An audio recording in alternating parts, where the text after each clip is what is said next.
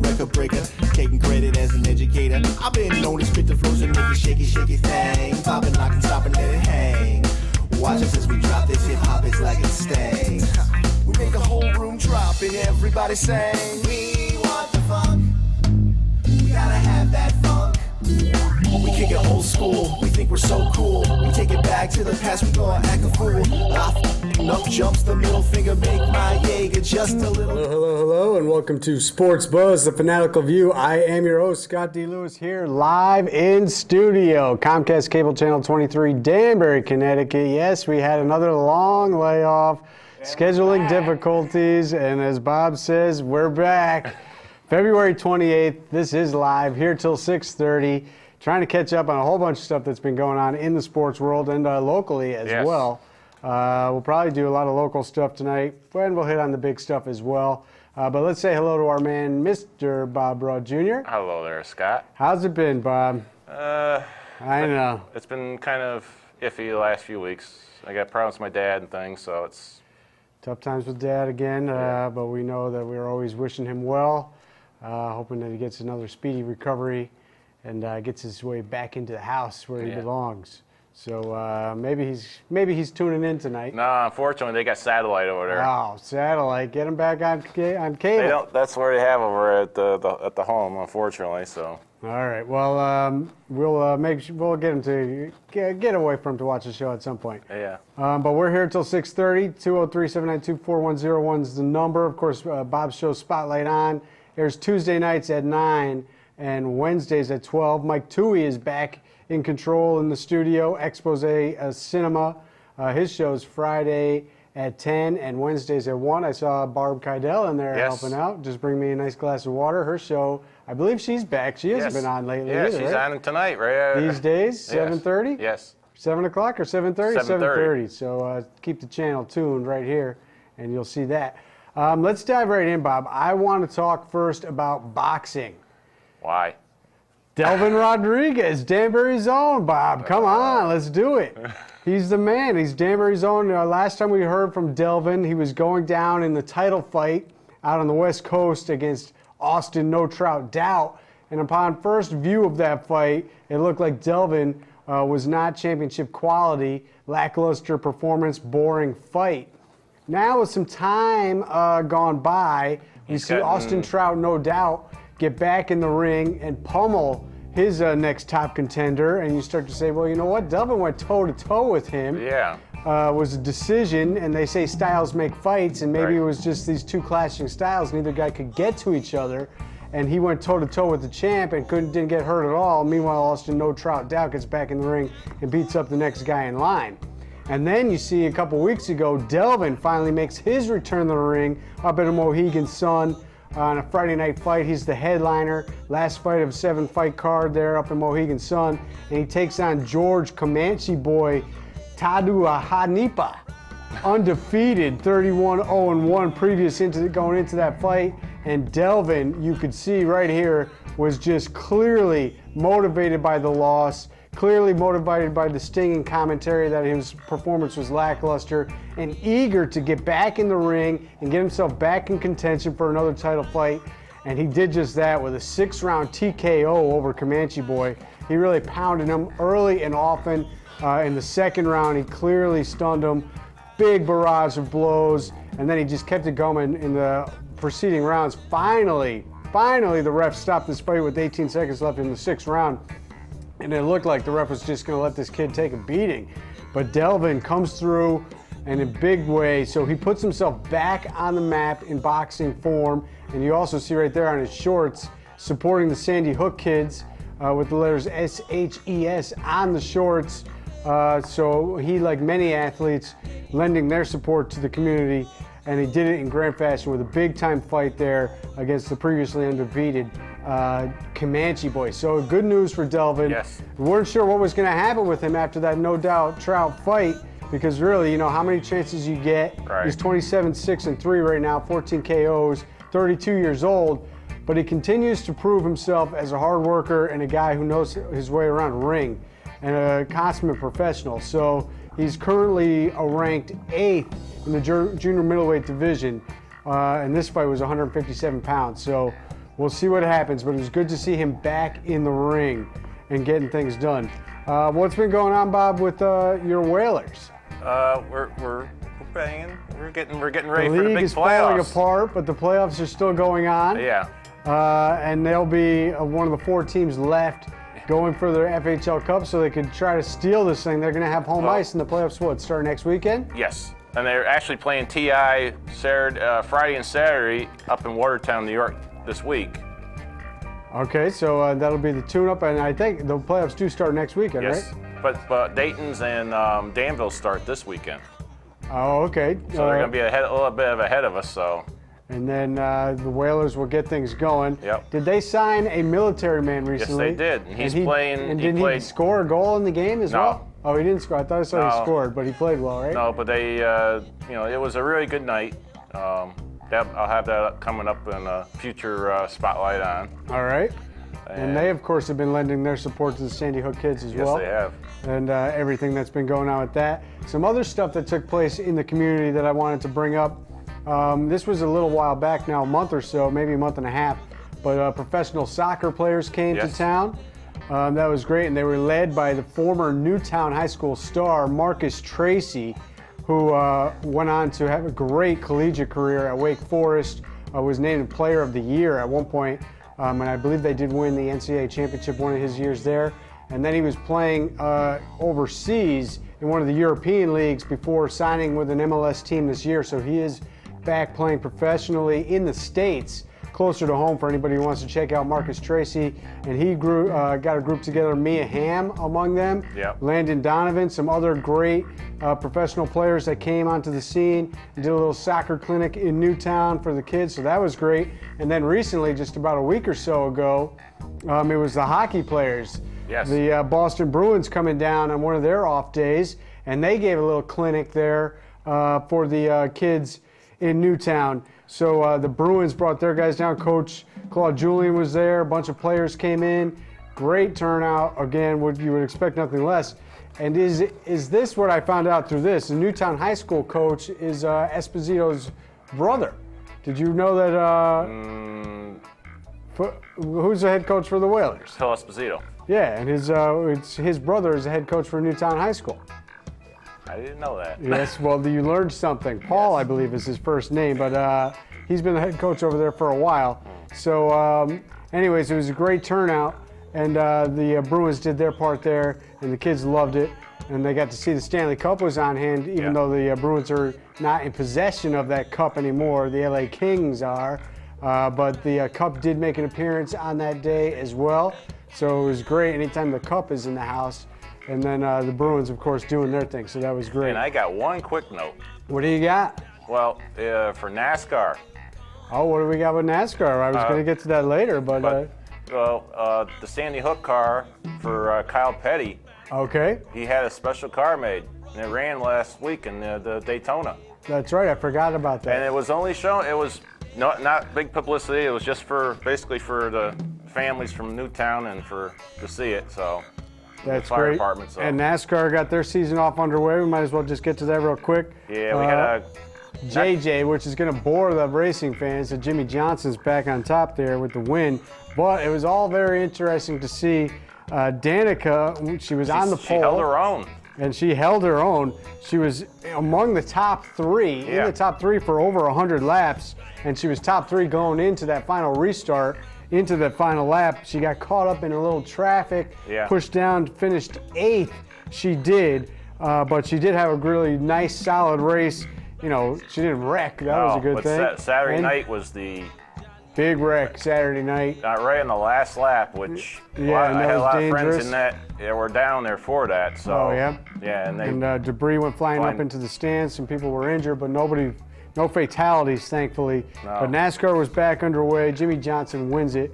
So that was their big race. But back to hockey, since we were talking Bruins, let's get right into the NHL, Bob, as we shift gears here. My Rangers are, even with a shortened season, we're having problems. All right, actually, before we do NHL, shift gears on Mike in there, let's talk more about some Sandy Hook stuff, because last time we were here was right before the Super Bowl, believe it or not.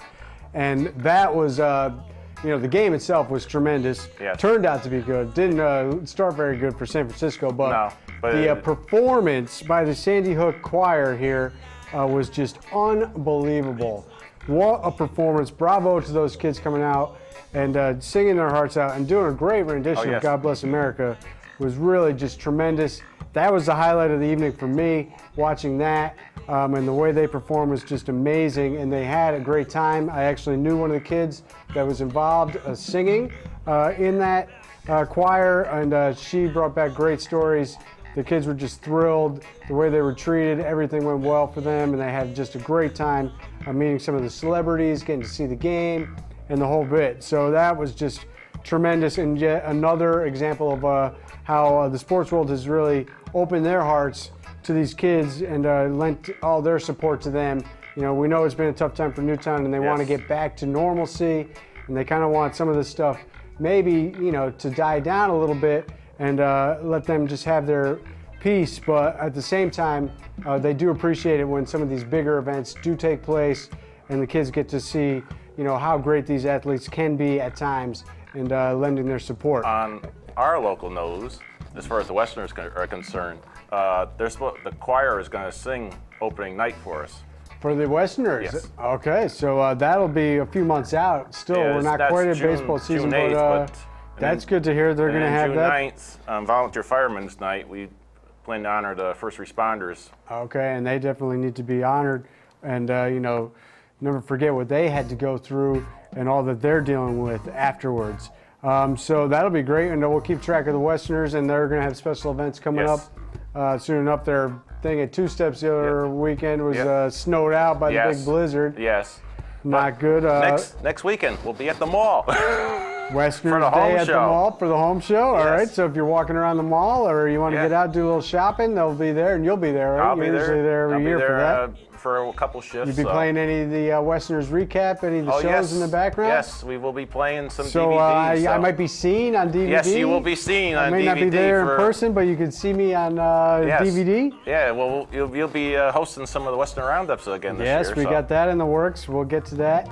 But so the Super Bowl real quick. Yeah. It was a while ago, so we don't really need to get over that. You know, it was okay. Big news though, Alex Smith looks to be getting traded to Kansas City. That'll make the former evil director Kevin Gallagher and our own Fatty Roots, the musical man in the background, happy because they're the Chiefs fans. And the Jets are looking to trade Revis. They're no longer happy on Revis Island. So big talks about them trying to move him. We got anything on Mr. Sanchez? Nothing on Sanchez, so I don't know. And of course, the Lingerie League did their thing. They participated on Super Bowl Sunday. They were involved. They had, I don't know who won it this year, but they had their big turnout. They got their game underway, played well. And did you hear about this, Bob? No. On the heels of the Lingerie Bowl, the NBA has got a little something going on. Oh, do they? The Bikini League. Oh, the Bikini League. Yes. Do we have any pictures of this? Right there. Very nice. The Orlando Lady Cats in the Bikini League are looking to get things done. Apparently, this Bikini League has been formed, but there has not been an actual game played yet. They're just trotting these ladies out. When are we going to get this up and running? I don't know, but they got the teams ready to go, but we're waiting on the games. All right, so we'll go NBA, and then we'll get to the NHL, Mike. So let's do that since we're talking Bikini League. We'll go NBA, and then we'll get back into the NHL. What's going on? With the Bricks? The Brick City, they got a couple wins in a row. Steph Curry came in for Golden State last night and dropped 54 in the Garden, but the Knicks held on for a much-needed win. We see there right here, Melo in action against former Husky Rudy Gay. And then we also see here when they got trounced coming out of the break against the Indiana Pacers in what was just a massive blowout. And how about these Pacers, 36-21? They are now 4 up over Chicago in their division. So they're looking pretty good there in the Southeast, or I mean in the Central Division. The Pacers are, and they handed it to the Bricks. The Bricks not looking too good, and everybody's been talking about wait till Rashid gets back. They've been counting on that. Now they reveal he's got another broken bone in his foot. He's done for the year. Maybe best case scenario, late playoff rounds if they get that far. The Knicks are still holding on to first place at 33-20, but they have been a 500 team for a month and a half at least. 5-5 over the last 10. Here's a stat for you, Bob. When was the last time the Knicks beat a team with an above 500 record on the road?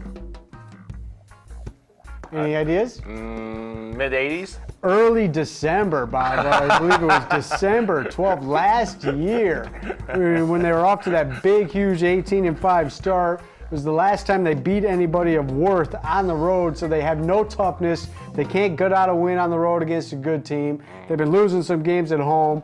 They barely got by Golden State last night, but Golden State's been a pretty good team this year, so no shame in that. Golden State with a 33-24 record coming in last night. So the Bricks, their defense hasn't been great.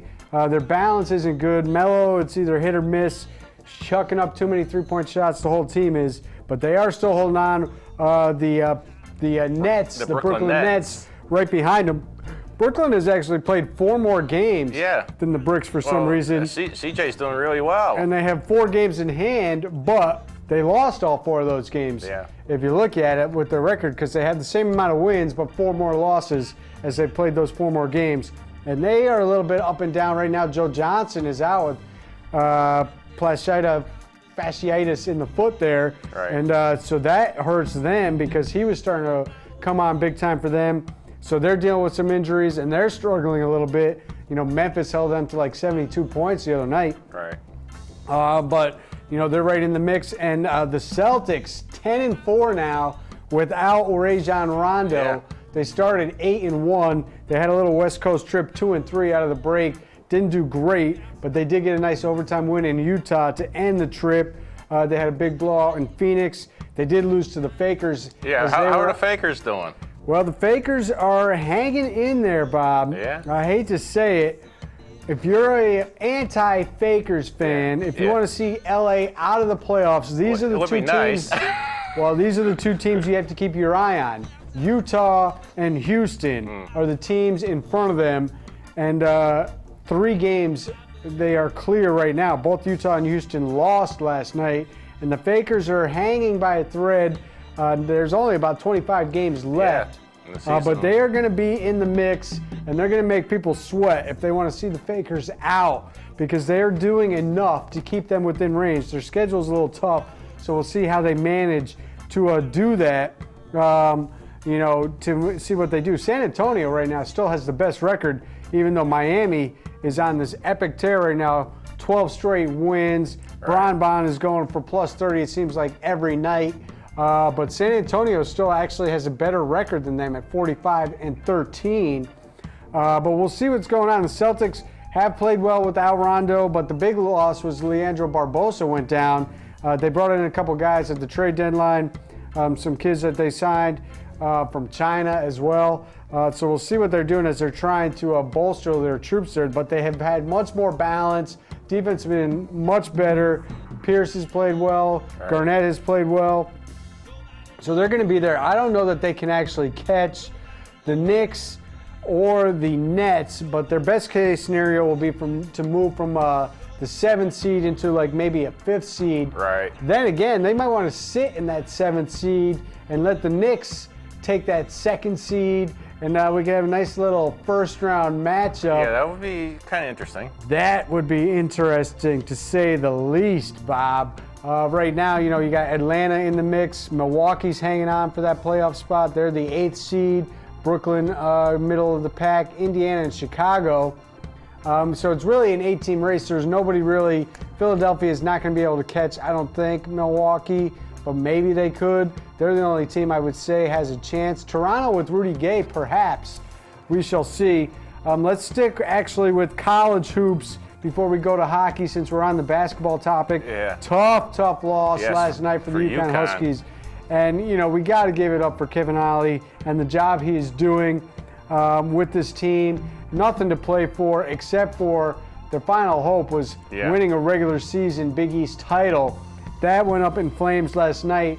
They rallied from 12 down against the Hoya Destroyers, and it was paranoia for those Hoya Destroyers last night as they had a 12-point lead late. UConn comes down, rallies, ties it.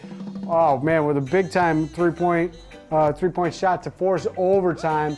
Then they get through a first overtime, and they get into the second OT, and UConn goes up by 7, but the 3-ball by G-Town, it just a deep one to cut it to 4, and then a contested one cut it to 1, and all of a sudden UConn needed to execute. They could not come up with another basket.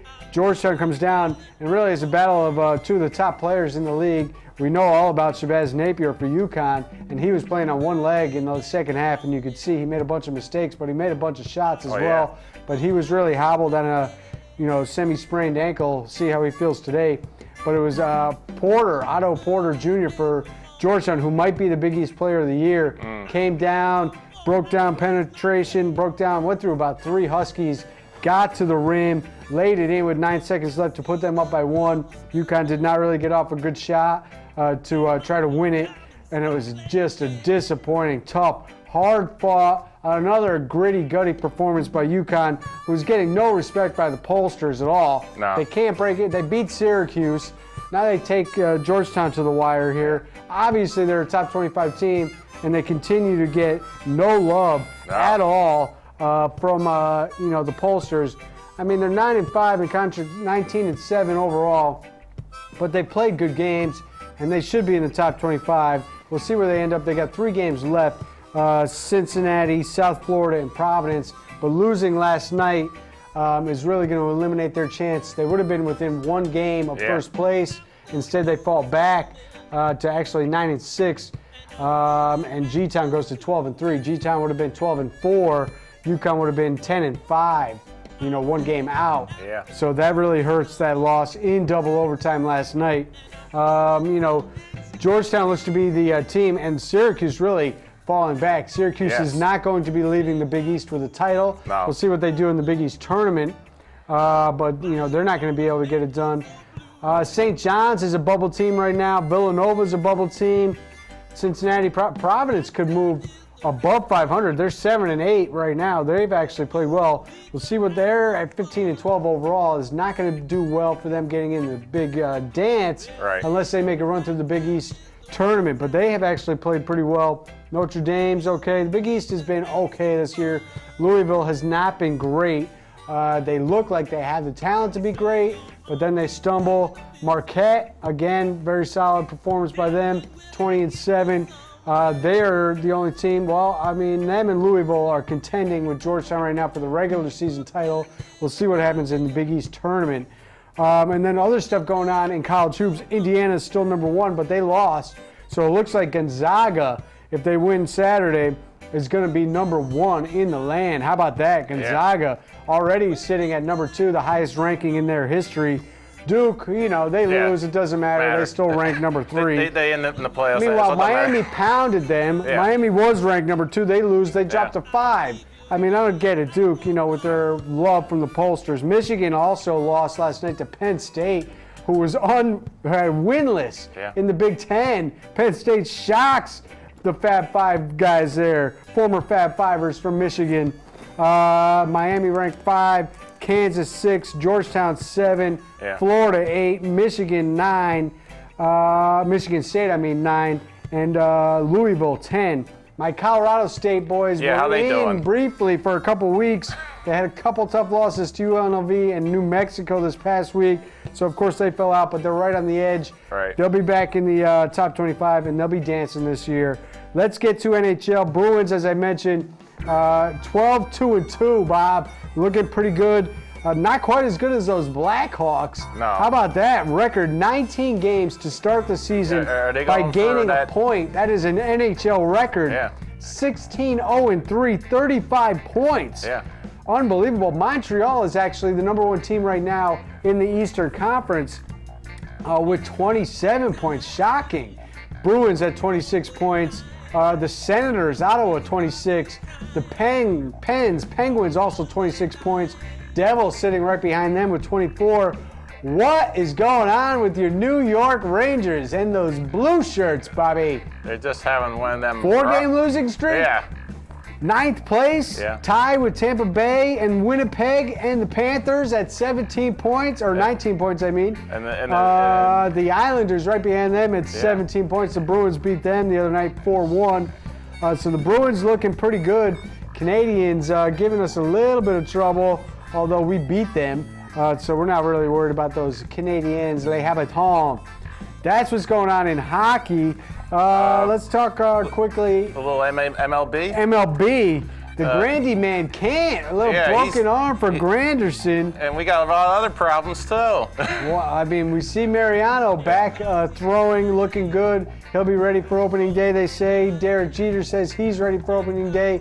Granderson, broken arm though, so that hurts. Of course, Aroyd and his whole thing going on. A-Fraud, the whole bit. He's out, hopefully for the year, if anybody's lucky. Well, if the Yankees are lucky, that he will be out for the year because insurance will pick it up. Yeah. And they won't have to pay it out. It'll still be a salary cap hit. They'll play the penalties as far as the luxury tax goes. What's going on with your Mets, Bob? Well, do they have an outfielder? No, Who is the highest paid outfielder this year for the Mets? Probably Murphy.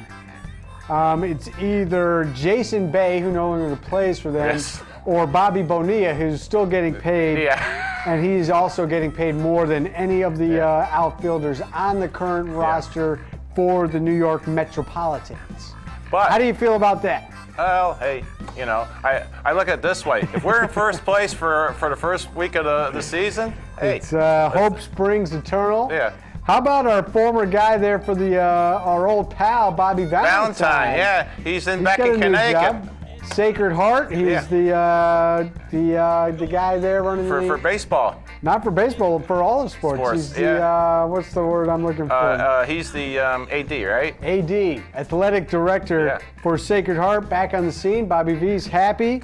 He was on the Mad Dog Russo Sirius show the other day. He asked him.